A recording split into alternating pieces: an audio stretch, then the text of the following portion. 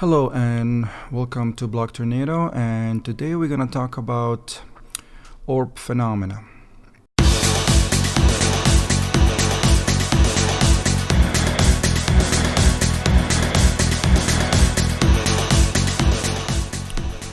So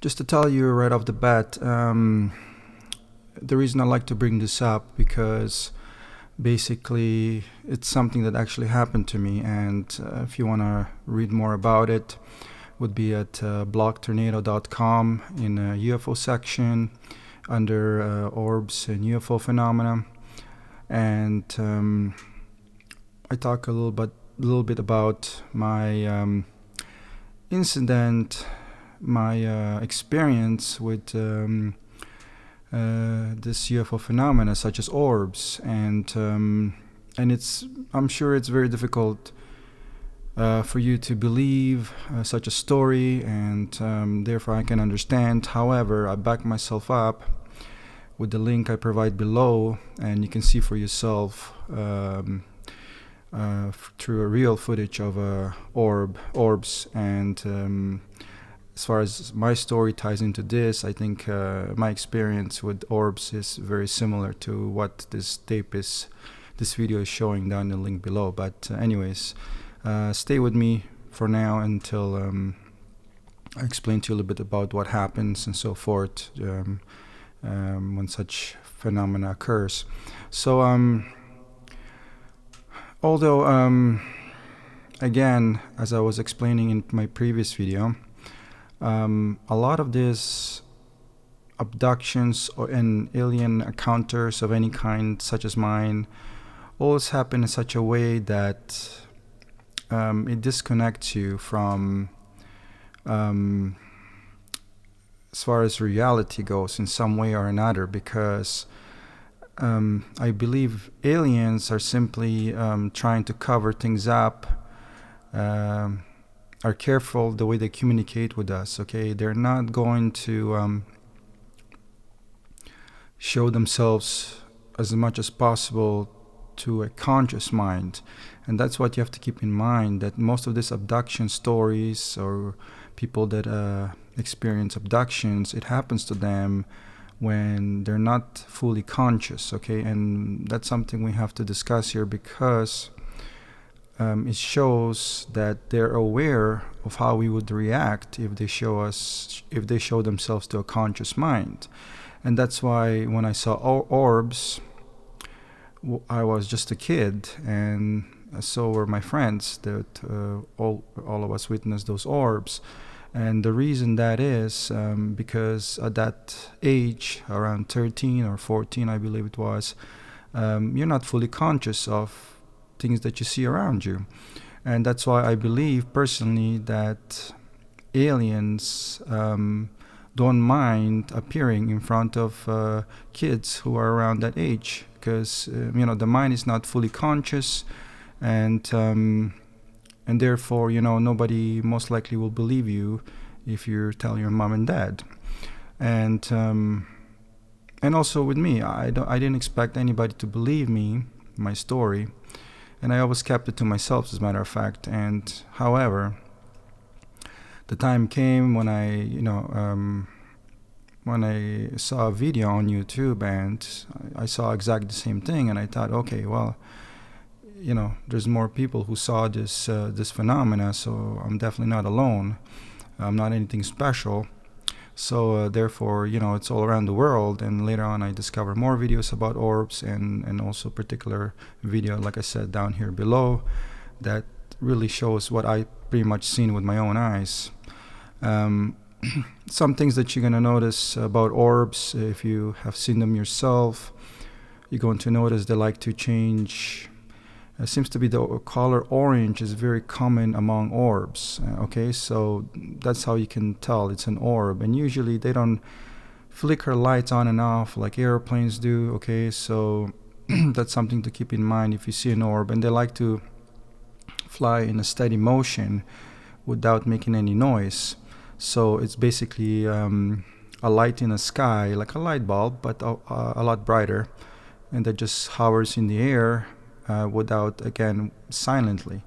And that's what pretty much orbs behavior is, as you can see in this video below, but from Massachusetts. But how you can tell, besides color of orange they exhibit, you can also tell when they multiply. They will, from what I saw a big orb, or a middle orb, I should say, and then two other orbs came from that orb, from one from left, one from right, in a straight line. So there was 3 in a straight line, and it just happened to look like they were multiplying. So, and that's something, it cannot be duplicated with drones, to see lights come out of the, from the main light, to just separate like that. That's how you can tell it's not a drone. And like I said, color orange seems to be a very common color for this orb phenomena. And as you know, if you're into UFO scene, I'm sure you've seen many stories regarding these orange lights in the sky. I'm sure you heard about a band, Foo Fighters, and what Foo Fighter was basically, it fooled military, or in the Second World War, they thought they were actually fighter planes, German fighter planes, and that wasn't the case. Really, they were orange lights in the sky, and that similar to, from my experience. And as you can tell now, they've been around a long time.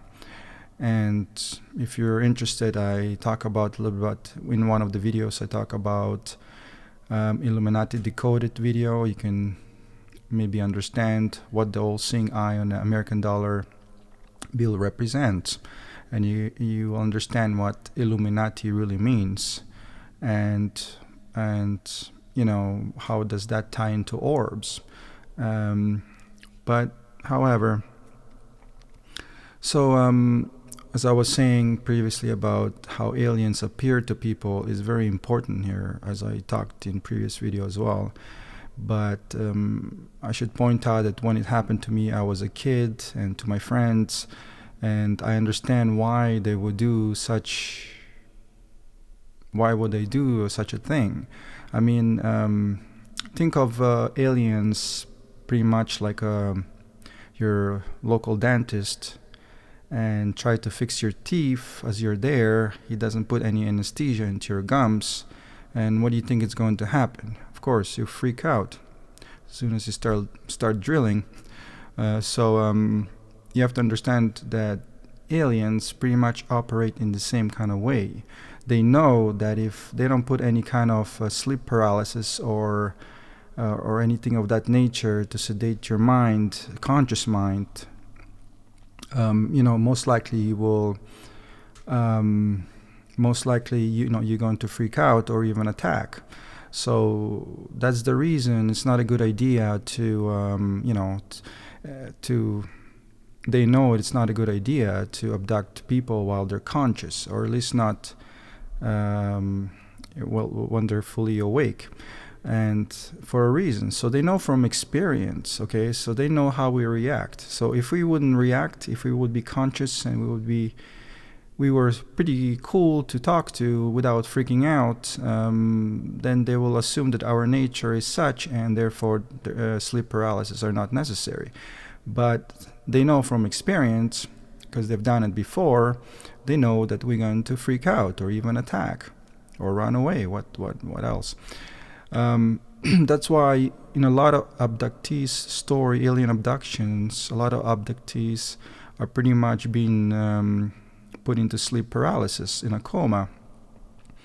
However, they are aware, but the conscious mind is pretty much shut down, at least I would say 50% or 60%, where you're not 100% sure that what you're seeing it's true, but it's right on the borderline. And like I said, that's because they cut off your conscious mind. They do something to your conscious mind, and like I said, it's for a reason. But the fact is, your subconscious mind is pretty much recording everything that's going on still. So, and what do I mean by that? Why is subconscious is not conscious mind? And well, when it comes to subconscious mind, they know that when mind is subconscious, it picks up things, but not consciously. Because again, I said, if it was conscious, then you would definitely freak out. So subconscious mind, they're okay with, and they don't mind that, because you're definitely not going to react from a subconscious mind. But, and how you can tell that something happened, what really happened? Well, when they hypnotize people, abductees, they hypnotize them, and when they're in hypnosis, most of them will start to freak out. They will start to show a lot of fear and tears or screaming or during their examination, and they will.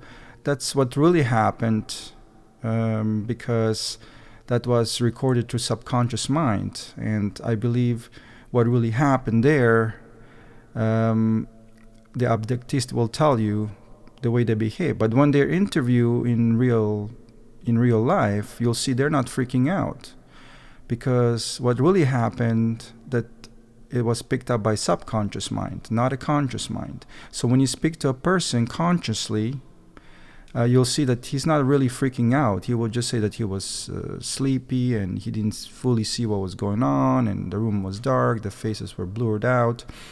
But no, the subconscious mind saw everything that was going on, and that's the mind that's completely freaked out.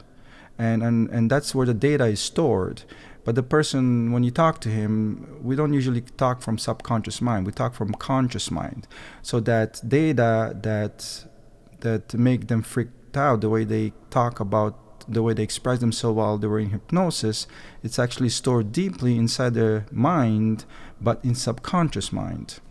So again, people usually when they're interviewed are basically speaking from conscious mind, and that's why they appear very calm, because really their conscious mind was actually put into sleep paralysis, at least to be like 80% awake, so you don't go freak out. And that's why they don't freak out when they talk with from conscious memory. But like I said, if give them a chance to speak from a subconscious memory, then you'll see what's going to happen. They're going to freak out, and they're not going to be conscious when they're on a bed, telling their story through hypnosis. Okay, so you'll see they're really freaking out there. That's a difference between, and it's that's how aliens are pretty much viewing this kind of situations. And it's important to know that, because it tells us they know how to handle us, and also it tells us give us a little bit of hint that aliens do exist. So, and that's just proof right there. So so again, those things half the time happens to people when either their conscious mind is not fully developed, as in kids, and also as in if you're an adult, then it's going to happen to you when you're in a sleep paralysis. And so they know how to handle us from experience, and that shows they are intelligent, and they know how to it just proves a little bit of their existence, just from that hint, because it's very difficult to tell straight out for most people, okay, because they were kids or they were adults under sleep paralysis, that the aliens exist. Okay, so that shows a bit about how they operate. And also, there's a lot of people are reporting UFOs around, especially in Nevada, in Phoenix, Nevada, around Area 51 area as well, about seeing a lot of UFOs around that area. Now, either there was something that found in Roswell, New Mexico, and was basically confiscated by U.S. military that later covered it up that it was weather balloons, or it's a place that experiments or releases after some kind of a UFO, something to do with the UFO, Area 51. Now, why do we see perhaps a lot of orbs or aliens around that area, aerial phenomena? Well, really, we don't have a place, a meeting place of such for aliens to kind of meet us, like to communicate through us. It's just like all over the place. We don't have when there's a boxing going on, we have a boxing arenas. When we have tennis, there are tennis arenas. When in soccer, we have soccer arenas. But when it comes to aliens, we don't have a specific place where aliens could meet us, or where we can make a communication with them. So a lot of these things happen just randomly all over the place to people. So maybe it's just our fault that we are not able to set something up to signal alien life that maybe we are ready for communication. We're just whenever it happens in our case. We haven't make any preparation for such event, or for guests from outer space. We don't have a place. And maybe that's why there's a lot of activity going around Area 51, because perhaps there was something that had to do with alien life, like UFO vehicles or so, that Bob Lazar was talking about. And really, maybe and of course the military and the Area 51 is specifically interested in that kind of phenomena. So I guess aliens have a place where they can sort of make a contact, and that's why we see a lot of them flying around that area. Because like I said, we really don't have a place where it says, okay, well, this is a place where UFOs are welcome, and this will be a place where we can you're ready to make a contact. And I'm sure they understand a bit about human language and so forth, that we could actually that they would understand what we're trying to establish here. So that's the problem, that Area 51 is actually the only serious place when it comes to UFO phenomena. And that's why aliens happen to appear there, because we don't have any other place to do it. And so again, going back to orb phenomena, it's important to say that we see those orbs quite often now and all around the place in many stories. And what really are they? Which basically I talked about it before in previous video, what orbs could actually be. Because to me it seems like more and more I have this gut feeling that this perhaps things just look too perfect in this world the way they are. The only paradox, the only problem is actually us having too much freedom the way God created us, which is okay, but with that also comes a paradox, which are wars, not able to trust each other, not able to agree on things, and so forth. And but it seems to me with these Illuminati symbols everywhere, which I explain what they really mean in the Illuminati Decoded video, they're all around the world, symbols all around the world, and of course, especially an American dollar bill.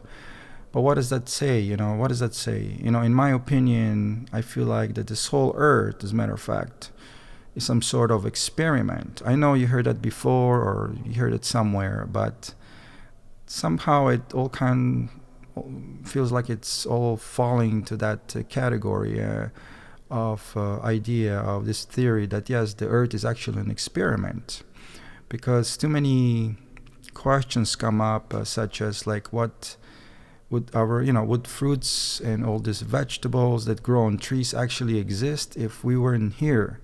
Why, and if so, who were they made for? Were they waiting for us here, or how does, what's the purpose of these trees? Like, really they're feeding us, our humanity.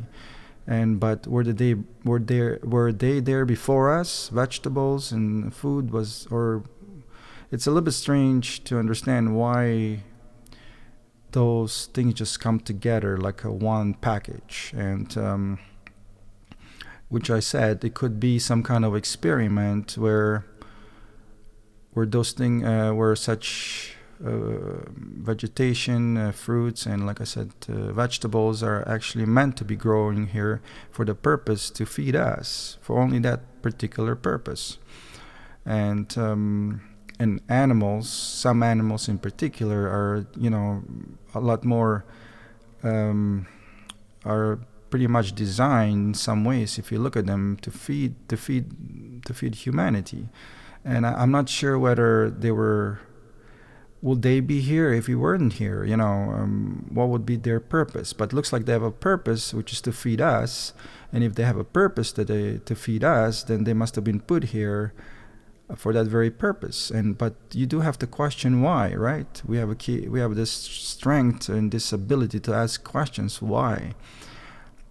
So just like when you feed the fish in an aquarium, you always put some food in there for it to survive. And the same goes with us. Did they make those trees, those fruit trees or vegetables for us so we can survive? Like, were they there for us particularly? Like, what would happen if we weren't here?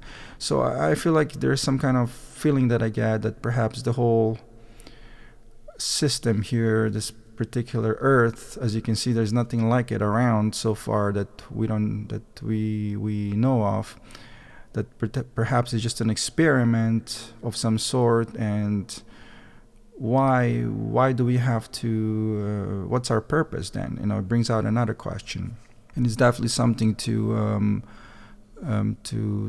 question, because we must have a purpose besides, it's very evolution is fine and all that, but we passed that now, and where is our humanity moving? What's our next step? That is the question that comes up. If you want to know more about my theory regarding our purpose here on Earth, it's a darker truth that might actually have some truth to it. It's just in my estimation. But check out my video about our second purpose here on Earth. First purpose is to survive. We all know that. But what's our real purpose here is totally another question. So that's where I talk a little bit about how life was created and what really happened. Why did we land here? And how this whole idea of us being here ties into that story that I talk about in that second purpose video. So, and that's pretty much all that I'd like to talk about. If you have any questions as far as orb goes, please comment below. Maybe this happened to you. Yeah, it's definitely interesting phenomena. But like I said, it's difficult to believe anybody these days. I don't expect you to get any extra information from Block Tornado, which you can read about. It really happened to me, as I already explained to you in this video anyhow. But the footage from Western Massachusetts is pretty much, as I said before, it blows my story away, because this is a real footage, and it definitely ain't mine footage. But the similarities to what I saw, I can relate, and that's why I can read some of the signatures, such as multiplying, changing colors, separating, flying a straight formation. All of those signatures you'll see there in this video. But what's more sophisticated about this particular video, comparing to my story, is that the actual video shows a message, which it's up to you how you decode it, but it's truly some kind of language as far as those orbs goes. It's not just a light show, and you can clearly see the the way they fly in perfect symmetry, and that also shows you that they're the way they think. They're not a random, they don't act randomly. They see, you can trace some of a lot of intelligence behind the movement itself. Again, just the technology they're using, we're not really capable replicating it. But maybe today with drones, maybe we can do something, but we still cannot multiply lights, to make more lights out of one light, as you can see in the video. So, and the speed that these things can achieve, it's just incredible what they can do. I've seen it in many other videos. I think it was in a rock temple or something like that. It goes, the orb goes about the temple, and then something happens at the bottom, and they get scared away, and they just take off into the air in such a fast speed, like from in a matter of a split second. I mean, it's a split second we're talking about, that the amount of distance they can cover is just incredible. So that just tells us how advanced this alien race is. If it's one race or many races, we don't know, but whoever's behind the orbs, that is really true, real phenomena. Like I said, I saw it with my own eyes, and I know it's not a light show. I know it's not a drone. And like I said, I have a video to prove it. So if other people see the same thing, then it must be true at some point. So anyways, thanks a lot if you stayed with me all the way up until this point. I really appreciate it. I can imagine it's a long video here, so I do see what's going on. So thank you so much. And if you're interested, you can subscribe here at the bottom right, or give it a thumbs up. That would be much appreciated. And really, I'm just making more videos if I can dedicate this particular channel to UFOs and to hunt for the truth. And like again, I talk a lot about Bob Lazar mainly because of those 9 UFOs that he mentioned. That's what's interesting about the story. If the story is true, then supposedly those 9 UFOs are here on Earth. So think about that. That's exciting, at least to me.